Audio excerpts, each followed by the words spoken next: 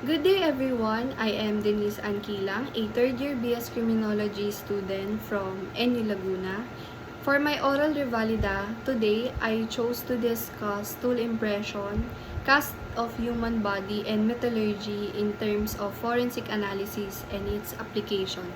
So, first, I will be discussing the tool impression. So, these are produced by such instrument or equipments like axe hammer, pliers, and cutters. So, tool impressions are classified into two general classes. The first one is compression mark and the second is friction mark. So, dun muna ako mag-focus sa compression mark. So, these are produced by a single application of tools. Like, for example, the single blow of axe hammer. So, sa compression mark, gumagamit tayo ng direct pressure.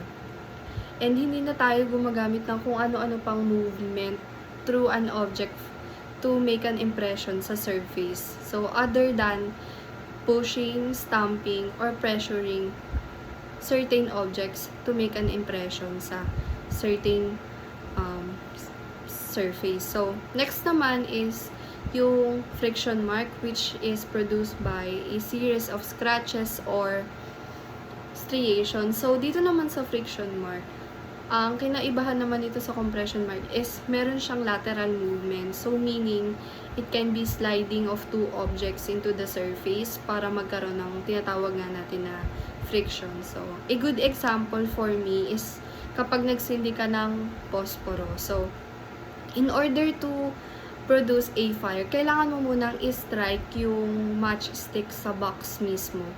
So, magkakaroon ka ng friction mark in order to, yun nga, make a fire. And then, makikita mo sa surface na magkakaroon siya ng friction mark in which product yun ng pag-slide mo mismong surface. So, ano nga bang significance ng tool impression sa forensics analysis? So, ang tool impression kasi nakakatulong siya para ma-establish or ma-determine kung ano yung mga tools na ginamit ng suspect, which na makakalink or makakatulong sa pag-determine kung ano yung ginamit na tools, and malilink mo siya sa mga gamit ng suspect, which mas mapapatibay o mapapastrengthen niya yung evidences towards kung sino yung gumawa ng crime sa scene na yun. And isa pa, malalaman nyo kung ano yung manufacturing characteristic ng bagay or gamit na in-apply nila para ma-establish yung crime. So, next naman natin is yung cast of human body. So,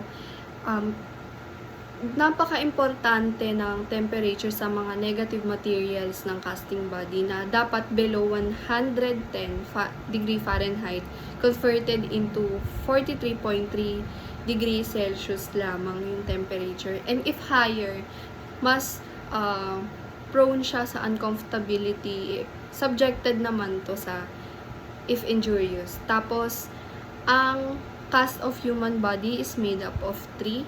So, meron tayong negocol, may tinatawag na hominid, and celerite. So, first, negocol, it is a gelatinous material consisting of colloidal magnesium scap. Next naman is hominid. So, ginagamit ito for external use and nasa type siya ng resinous material and it has a flesh color.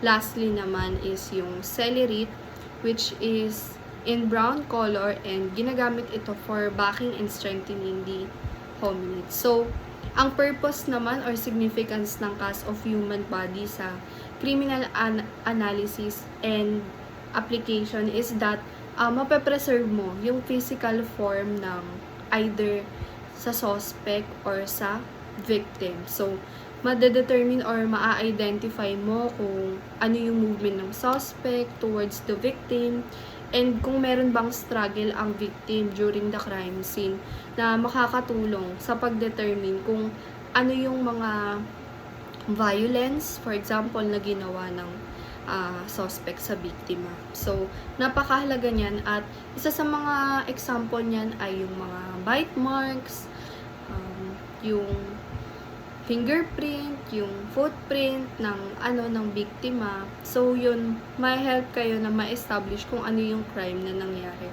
sa isang scene. So, ang last naman na topic ko is about metallurgy. So, it defined as the art of extracting and working with metals by the application of chemistry or chemical rather and physical knowledge. So, on the other hand naman, metallography, ayun na yung study ng microstructure ng mga metals and alloys. So, kung magtataka kayo or curious kayo kung ano yung implication ng metallurgy in forensic, nakikita to or nai-involve siya sa mga serious crime investigation such as theft, robbery, hit and run, bomb and explosion, counterfeit coins, and yung restoration of tampered serial numbers. So, merong two types ang counterfeit coins. Una is cast coin, and pangalawa yung struck coin na tinatawag. So, sa cast coin, ito yung mga coins na ginagamitan ng cast methods or modes. So, merong identified na two types of mold, which is plaster modes and sand modes. So, ang plaster modes is intended for low temperature of alloy using tin or lead. Ang sand modes naman, this is to fill the high temperature of metals using copper or alloys.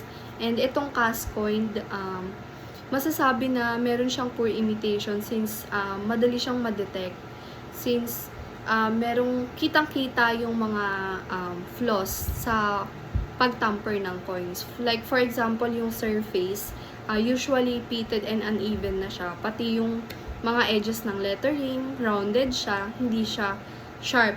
Compares dito sa tinatawag natin na struck coins. So, struck coins ay ginagamitan siya ng steel dies or yung tinatawag natin na stamping. So, maganda ang imitation ng struck coins dahil gayang-gaya niya yung composition, yung gravity ng coin, pati yung weight. So, maganda yung pagkakagawa ng mga lettering niya, yung surface mismo. Maganda, kaya napakahirap i-detect ng struck coin and kailangan mo talaga magiging careful ka and mabusisi ka para malaman mo na tampered or fabricated yung mga coins. So, napakahalaga nitong mga topic na to dahil makakatulong to para makadetect kung ano yung origin and ano yung manufacturing characteristic ng mga bagay-bagay using by the use of casting or ayun nga, pag-determine ng kung anong metals na ginamit para dito. So, malaking bagay ito sa mga forensic analysis para makahelp kung paano i-establish yung suspect. So, makakatulong din itong metallurgy kung, for example, gumamit ng mga tools, ng mga weapons, mga firearms, like, ma-differentiate or mako-compare yan sa mga gamit ng biktima. And, etong mga to, lagi siyang naka-align sa principle ng Locard Exchange Principle in which sinasabi dito na palaging may iiwang case sa isang crime scene at makakatulong yun ng malaki sa pagpapalaganap ng hustisya para dun sa part ng biktima.